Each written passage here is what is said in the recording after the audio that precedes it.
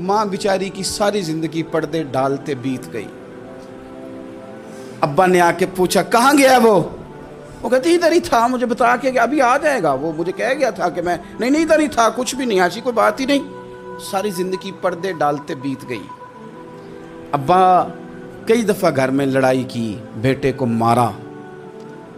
अम्मा ने आगे बढ़ के पुत्र के हिस्से की मार भी खाई, लेकिन उसी बेटे की शादी कर दी तो अम्मा को पता चला कि ओहो मैं तो समझदार ही नहीं थी, मेरा तो पुत्र मुझे कह रहा है अम्मा तू भी तो कभी सियानी हो जाया करना, अगर वो बोलती है तो तू ही चुप कर जा। तो फिर उसे एहसास होता है कि ओहो मैं तो सारी ज़िंदगी बेवकूफ़ रही, मैं तेरा दिफा करती रही, तेरे हिस्से के थप्पड़ खाती रही, और मुझे आज तूने बताया कि तू सियानी नहीं थी, आज तूने बताया कि तू अक्लमंदी नहीं थी। अम्मा तुझे क्या पता, मेरी बीवी के सामने तू ही सियानी हो जा।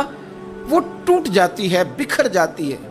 वो कभी पलट के देखती है तो उसे बड़े सारे ज़ख्म ताज़े होके दिखाई देते हैं। वो यार मैं ही सियानी नहीं थी। सुनो ना, इमाम हसन रदी अल्लाह ताला अन्हु फरमाते हैं, इमाम हसन ने कोई लंबा वक्त नहीं अपनी वालदा के साथ गुजारा, छोटे थे तो सैयदा फातिमा ज़हरा रदी अल्लाह ताला अन्हा विसाल कर गईं।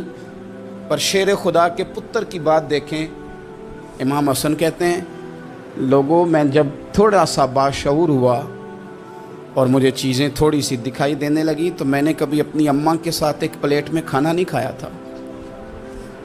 हुजूर सारी दुनिया खाती है तो आपने क्यों नहीं खाया?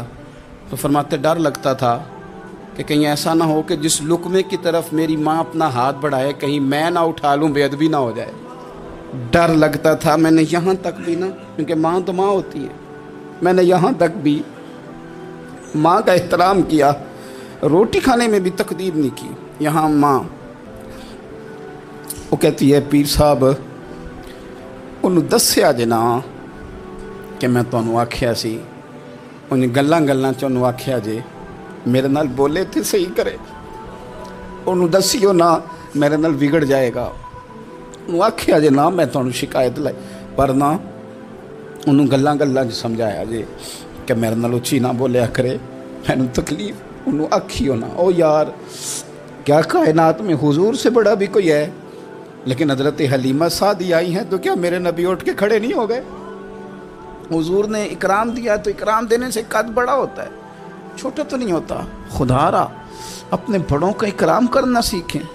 इन्होंने किसी ने आपको जगह दी होगी, किसी ने आपको नौकरी दी होगी, लेकिन माँ बाप ने तो ज़िंदगी दे दी, औलाद को जवानियाँ दे दी, सारा कुछ दे दिया।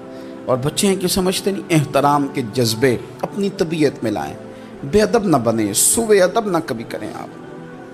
आप ना कभी कोई ऐसा काम ना करें जिससे ना तकलीफ़ बढ़े, जिससे आजमाइश बढ़े। आप एहतराम वाले रहेंगे तो खुद भी सजे संवरे निखरे रहेंगे। अपने बुज़ुर्गों को पहल करें, बुज़ुर्गों की तरफ।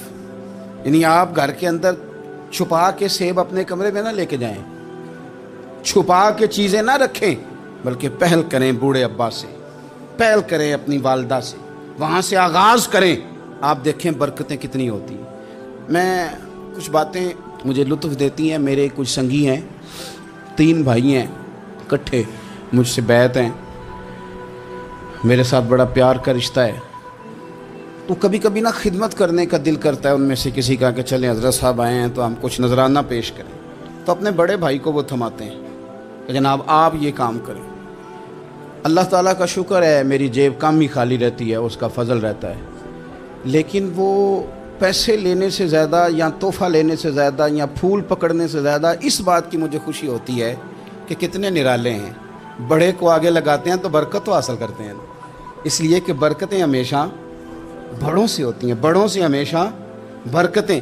ये फूल का तोहफ़ा बड़े भाई को दे के जब आगे किया जाता है तो मेरे दिल को अच्छा लगता है, मुझे करार आता है कि यार ये लहजा ठीक है, ये अंदाज़ ये ठीक है।